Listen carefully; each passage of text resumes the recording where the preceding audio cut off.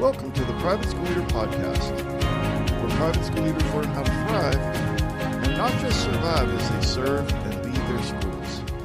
I strongly believe that it is possible to have a long and happy and fulfilling career as a private school leader.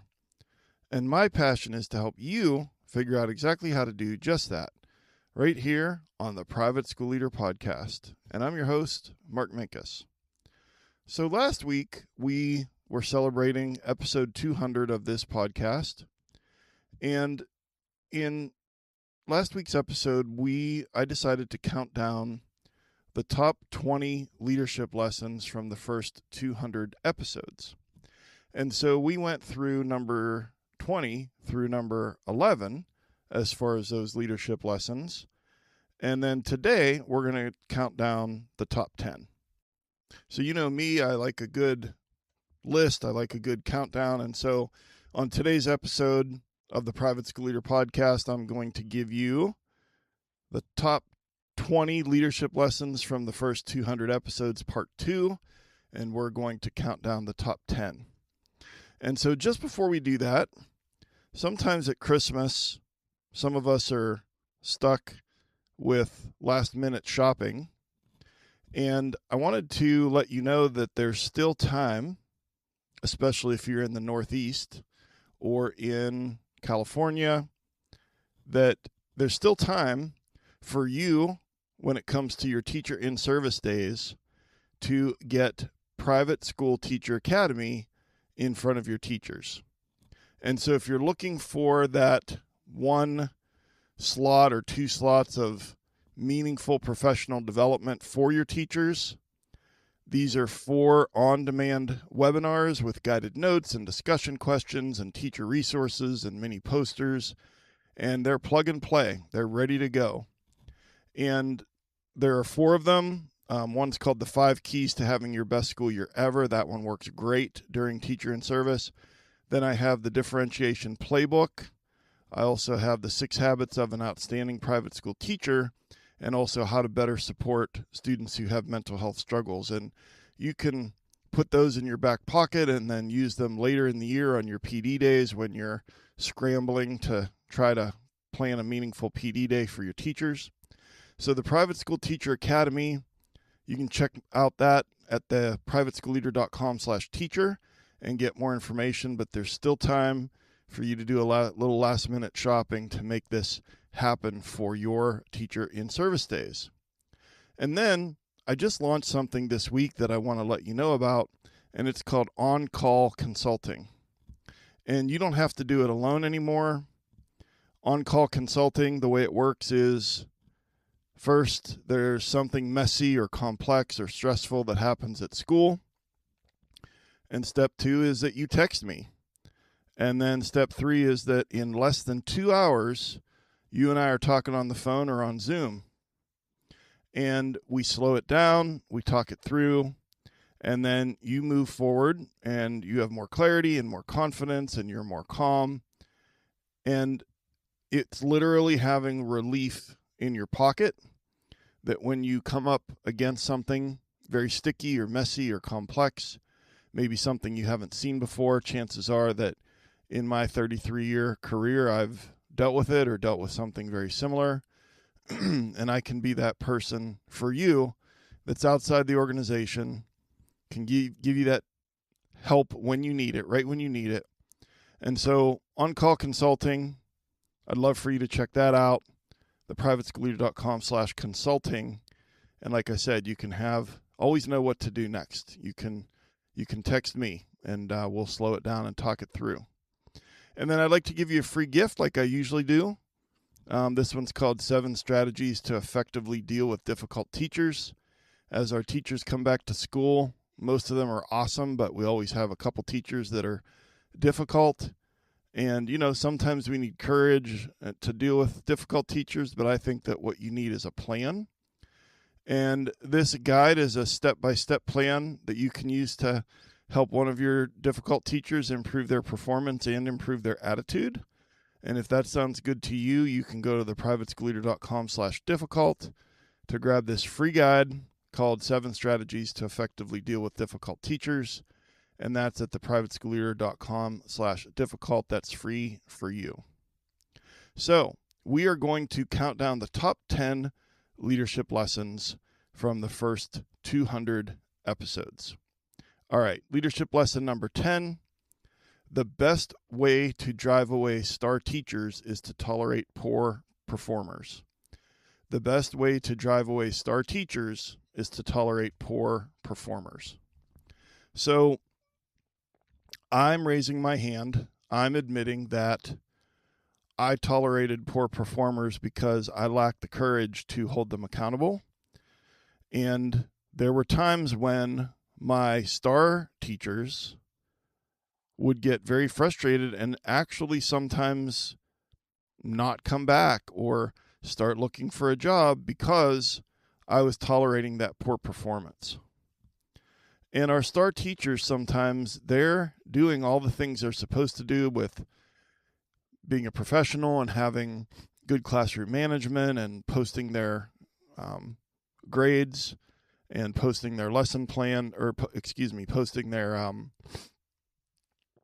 posting their homework to the parent-facing portal, for the students, and they're being super helpful and good attitude and all the things about those teachers. The teacher that you want to clone and you wish your school was full of teachers like that.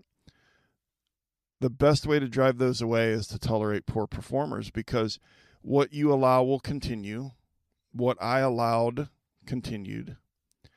And so it does take courage to hold those poor performers accountable. But I've found that if we don't do that, then it causes an extreme amount of frustration on the part of our teachers who are doing all the things that they're supposed to do and then some. And so, of course, we don't want to drive away our star teachers. And so sometimes we have to have a little bit more motivation, a little bit more courage, a little bit more follow through when it comes to those poor performers. And I think that starts with clear expectations. It starts with accountability and just reach for the courage when you don't have the confidence. Have that conversation. And I'm not saying that the only reason you do this is to keep your star teachers happy. The reason that we do this or should do this is because poor performers, the kids are the ones that are losing out. But one of the byproducts is that when we hold people accountable, it's kind of like the rising tide that lifts all the boats. And so we certainly want to do that. And it can improve teacher morale, and it just has so many positive effects when we're holding all of our teachers accountable. So leadership lesson number 10, the best way to drive away star teachers is to tolerate poor performance. Leadership lesson number 9, you must treat your 5%er parents very differently than the other 95%. And in the book Hopes and Fears by Evans and Thompson, and I'll refer to that more in a moment because Hopes and Fears is going to be higher on this countdown. But the book Hopes and Fears by Evans and Thompson, the majority of the book is about how to build effective relationships with the parents at your school. And the strategies that they talk about are effective, and they work just fine for most of the parents. And so they have a chapter, though, for the ones for whom this doesn't work. And so I want you to remember that these strategies that work for most don't work for these outliers. And so I have an episode 26 of this podcast that I'll link in the show notes at theprivateschoolleader.com/episode 201.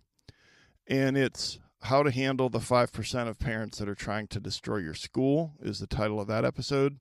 And I really get into what Evans and Thompson teach in that specific episode, because you can't, these are folks who are outliers for a variety of reasons. It could be a mental health issue. It could be extreme narcissistic personality disorder. It could be a lot of different things that are causing this parent to be an extreme outlier in your school.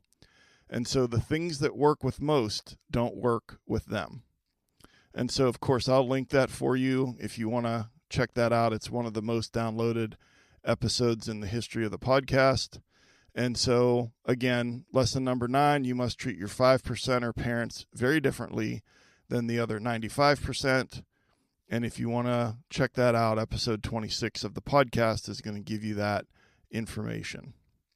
Okay, let's go to leadership lesson number 8. Your number one priority is to protect your school from litigation. Leadership lesson number 8, your number one priority is to protect your school from litigation. Now, that sounds like a little bit of a surprise to some, because it would seem like, well, our number one priority is to teach students and to help them learn and to help them grow. Or our number one priority is to, if you're a religious school, is perhaps to have these students learn how to be more Christ-like, or to, be ready to go out into the world. Or, our number one priority is to deliver everything that's in our mission statement. There's all kinds of things that we could say are the priority, but the word priority in the original, I think it's in the original Latin language, means it's one, it's singular. When we say we have a bunch of priorities, plural, that isn't the correct use of the word. And so if I had to pick one,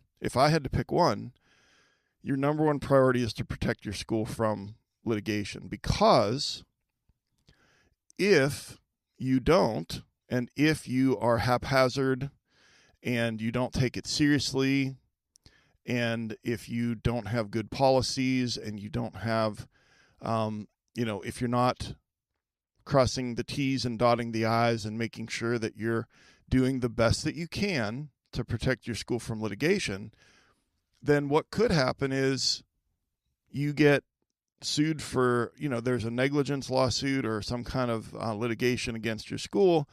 And, if you lose a $12 million lawsuit, or even if you have to settle that out of court, or if there's a long drawn out, a very expensive legal battle, you might not have a school. And so the reason I can confidently say that I think this is your number one priority is not only because you're keeping your students and your staff safe, which should be a priority for you, but also you're ensuring the future of the school when you operate in a common sense, but also in a safe way. Now, that's its whole, it's its whole episode. I actually have a PDF, the top 6 ways to protect your school from a lawsuit. I'll link that in the show notes as well. And there's some common sense, really, when I sat down to write that PDF, I thought, okay, what are the 6 things that if we do these things, we are going to very much shrink the chances that, and reduce our exposure for litigation against our school.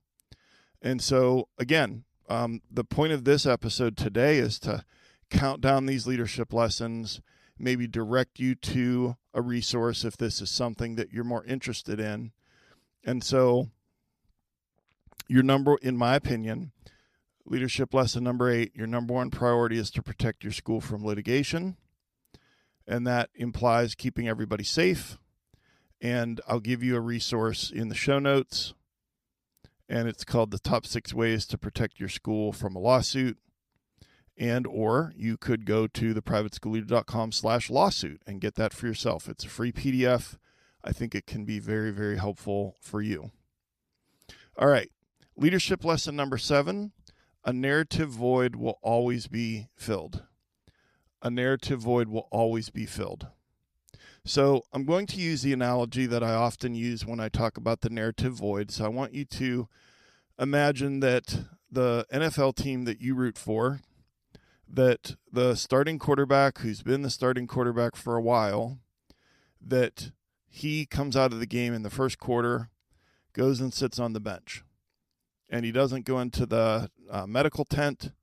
He seems fine. He's just sitting there, and he doesn't go back into the game, and the backup quarterback goes into the game, and the team loses. So after the game, the media availability for the coach. Of course, the reporters from your town of your favorite team are asking what's going on with the quarterback. Why did he come out? Like, is he hurt? Is he whatever? And the coach is like, no comment, no comment, no comment. And then they go to the quarterback's locker and they ask him, well, why did you come out of the game? Like, what's going on? And he just kept saying, no comment, no comment. Well, the sports talk radio shows in that city that week after that game are going to be filled with all kinds of theories as to, is he hurt? Is he in the coach's doghouse and this is like a punishment? Is he, fill in the blank? It could be anything, because the coach and the quarterback, by not addressing it or even just giving some information, they've created a narrative void about why he came out of the game. And a narrative void will always be filled.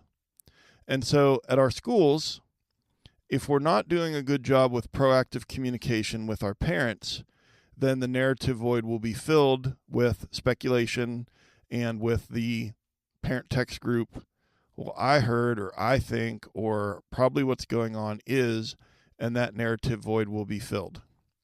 The same is true with our teachers. If there's a decision made and we just kind of like tell them what it is and don't give any background or maybe even the why behind the decision, then the teachers will fill the narrative void with speculation and rumors and gossip. And so I'm not saying that we need to tell everyone everything and over-explain and over-apologize, but I am saying that if we can be proactive about what we're doing at school, then the narrative void can be filled. And so, for example, I'll just give you a basic example. Let's say that in 6th grade social studies, they're doing the Fertile Crescent and Mesopotamia, and then they're shifting into ancient Egypt, and it's 6th grade world history. What I did at my most recent school was I required my teachers to give a end of unit, start of unit email to the parents, and it wasn't very long. And so just imagine that it's, hey, just wanted to let you know, excited that we are wrapping up Mesopotamia and Fertile Crescent and moving into ancient Egypt, and we're going to build a sarcophagus out of clay, a little, each student will build a little sarcophagus out of clay, and, super excited to do that. And maybe at the bottom of that email is a couple of photos of whatever hands-on activity my social studies teacher did while they were learning about the Fertile Crescent. And so what has just happened is my social studies teacher filled the narrative void that exists, because when a 6th grader is asked by their parent, what'd you do at school today? The answer is like a grunt or silence, or the answer is nothing. Didn't do anything at school today. Well, your parents are paying a lot of money in tuition for nothing. If that's the narrative, the narrative void. And so this is just one small example of how we can fill the narrative void.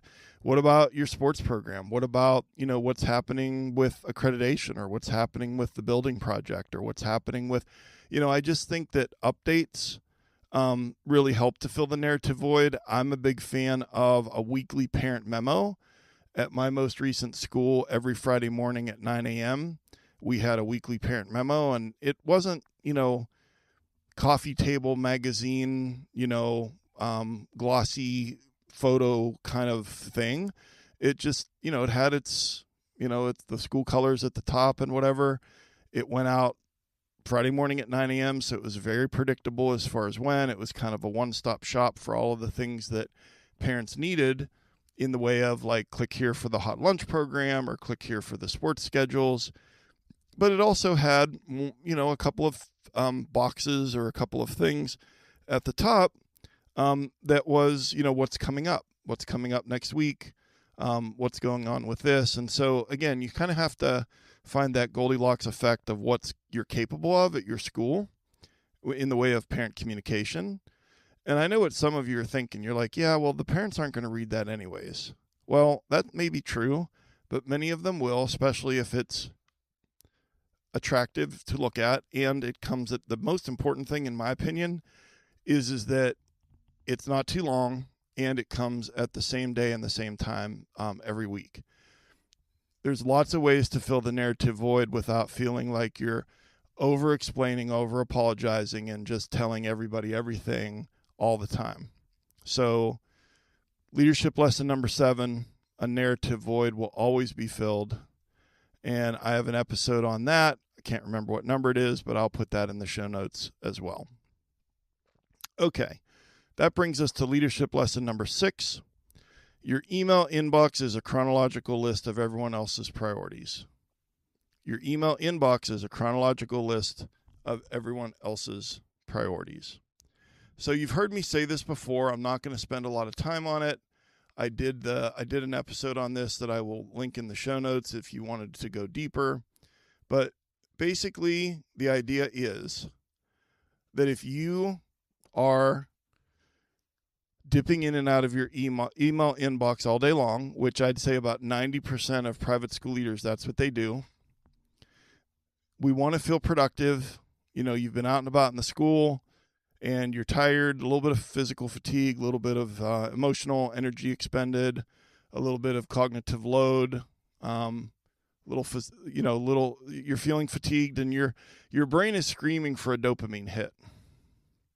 And so what do? We want to feel productive. We want to feel that little dopamine hit. And so we click on the tab, we open up our email inbox, and we start replying to emails, going through our emails. So you're not doing your priorities. You're working on a chronological list of everyone else's priorities. And I want you to stay out of your email inbox and then be in your email inbox at certain times of the day when you decide that you want to be in there. And I know for some of you that you just can't wrap your brain around that because you've been in and out of your email inbox every day for years. And so you kind of have to suspend your disbelief that this is possible. Like I said, I'll link to an episode about this specific subject in the show notes. But the idea here is that you always have an index card to reach for. I talked about that in the last episode 200. You have an index card of your must-do, 3 or 4 must-dos for the day on your desk. And so instead of getting a dopamine hit from replying to a couple of emails, you get the dopamine hit from actually doing something that's on your must-do list. And the brain doesn't know the difference between a low-value task and a high-value task. And you'll get the same dopamine hit, and that's the productivity trap that we get stuck in. So more on that if you want to check out that episode that I'll link in the show notes at theprivateschoolleader.com/episode 201. And that rolls us into the top 5. Leadership lesson number 5, Hopes and Fears by Evans and Thompson, should be read once a year by every private school leader in the world. So I believe strongly that the book Hopes and Fears by Evans and Thompson is the best book on how to work effectively with private school parents. And even better, it's an easy read. It's like 160 pages. It's not some 700-page, big long thing that you have to that takes forever to get through. But the strategies there, Evans and Thompson, graduates of independent schools, they became teachers, then they became administrators. Each of them are psychologists. And so they have just this unique intersection of experience and education, and their own children are all lifers at independent schools, private schools. And I just can't say enough about this book. I don't get an affiliate, income from NAIS selling this book. I don't have any vested interest in this other than I want you to be fully equipped with the strategies in Hopes and Fears. And so if you just go to the NAIS website and go to the bookstore, that's the cheapest place you can find it. It's about $35-36. And again, I feel strongly that Hopes and Fears by Evans and Thompson is a book that you should read, and then read it every year. And so let's go on to number 4. And leadership lesson number 4 is we don't rise to the level of our habits, we fall to the level of our systems. And that is a quote from James Clear in his book, Atomic Habits. We don't rise to the level of our habits, we fall to the level of our systems. And so what I'm trying to, the reason I picked this one is because I think sometimes that when we tell ourselves, okay, I'm going to get more organized, or I'm going to get into more classrooms, I'm going to do a better job of taking care of myself, I'm going to do a better job of leaving at a certain time. And then when it doesn't happen, we just kind of like say, well, you know, my job is so busy and so crazy that it's just not possible. It's ridiculous for me to even think that I could do that. And sometimes changing our habits, it feels like a New Year's resolution, or it feels like that we're trying to quit smoking cold turkey, and it's just kind of like too high of a bar and it's too hard to sustain. Well, I agree. And James Clear, the author of Atomic Habits, agrees as well. And he says we don't rise to the level of our habits, we fall to the level of our systems. And so you're like, well, what do you mean by systems? Well, you know, I mentioned the index card. I mentioned, you know, checking email at certain times. I'll link episode 7, the top 4 productivity hacks for busy private school leaders. Those are systems. And so I'll link a couple of episodes there in the show notes. But the bottom line is that in our busy lives as private school leaders, we are probably not going to be able, through self-discipline, to either start doing the things that we want to do or stop doing the things that we're trying to not do. And so we need to build a couple of systems into our life, and that will allow us to be successful, because circumstances kind of get us to fall off that wagon when it comes to our habits and our self-discipline. But if we only fall to the level of our systems, then we can kind of get back up a lot easier. And the analogy I like to use for this one is, you every day are up on the trapeze. You're a trapeze artist. And it's very similar to what you do as a private school leader, being on a trapeze. But when a trapeze artist misses a grip or doesn't catch a person, they don't fall all the way to the concrete floor or the dirt floor. They fall to that big net. They bounce up and down a couple of times, and then they elegantly walk over to the ladder, and they climb back up, and then they start doing their trapeze art again. And so what we need to do is to build a couple of systems in, so that when that day or 3 days or week happens where everything goes sideways, that we don't feel defeated and broken as if we fell all the way to the floor, but rather we just return to our systems. And so I know that's easier said than done, but like I mentioned a moment ago, I will link a couple of episodes if you want to go deeper on that in the show notes. And that brings us to the top 3. Leadership lesson number 3 is self-care is a requirement, not a reward.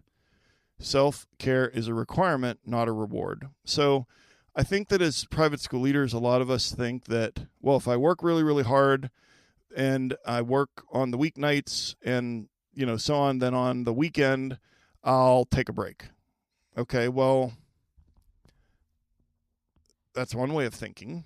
But what happens on the weekends usually is that you have so many errands to run, so many things to do around the house just to kind of get life to move forward, whether it's meal prep or cleaning or laundry or yard work or whatever it is, that you're really not engaging in self-care. And I think that many private school leaders think that if you work really, really hard, that then you'll rest. You'll rest at some point in the future. That's not a healthy, sustainable way for you to be a private school leader. And so I know it's easier said than done, but I'm not going to leave you hanging. Again, I don't want to give you homework. I don't want it to be that you listen to this episode and you're like, oh, great, now I have to listen to 10 episodes. No, maybe you just pick one of these and it's like, yeah, that's the area where I really need to, tighten things up. And then listen to that one episode that goes with it. And so, again, I'll link an episode here in the show notes, privateschoolleader.com/episode 201, that will give you some practical, easy, I kind of put easy in air quotes, easier to implement so that you can actually engage in some regular self-care, not just for 2 hours on a Sunday afternoon or for a week on your family vacation in the summer, and otherwise you're just going all out. You're going to burn out and it's not going to work. That brings us to leadership lesson number 2. It's a quote from Maya Angelou. People will forget what you said, people will forget what you did, but people will never forget how you made them feel. And that's my favorite quote that's not in the Bible. It is about, in my opinion, intentional encouragement. It's about empathy. It's about slowing down the pace at which we as private school leaders usually move, and to think about what would be most encouraging for this person right now, and then to notice it, and then to actually do the thing. That isn't easy, but I believe, again, I'm reflecting on the first 200 episodes of this podcast, and I'm saying that I think the second most important thing that I've talked about is living this quote. And way back in episode 1, I talked about how to live the quote. People will forget what you said, people will forget what you did, but people will never forget how you made them feel. And if you live this quote, you are going to be an outstanding leader at your private school. And then that brings us to number 1, the number 1 leadership lesson, in my opinion, first 200 episodes of this podcast, is that integrity needs to be your number 1 leadership trait, and that number 2 is not even close. So whatever your number 2 leadership trait is, for some of you it's different. Maybe it's empathy, whatever it is. Your number 1 leadership trait, in my opinion, needs to be integrity, and number 2 is not even close. So how do you display integrity as a leader? I came up with 3 things here. Tell the truth, keep your promises, and make ethical decisions. Tell the truth, keep your promises, make ethical decisions. And so to tell the truth, you don't have to tell everybody everything, because not everything is for your teachers to hear or for the parents to hear. But with what you can share, tell the truth. Don't be evasive. Don't lie. I spent the first 5 or 6 years of my career bragging about how evasive I was with my teachers, and I'm ashamed to admit that, but I just admitted it. When it says when I say keep your promises, what I've learned is make less promises, but then keep them all.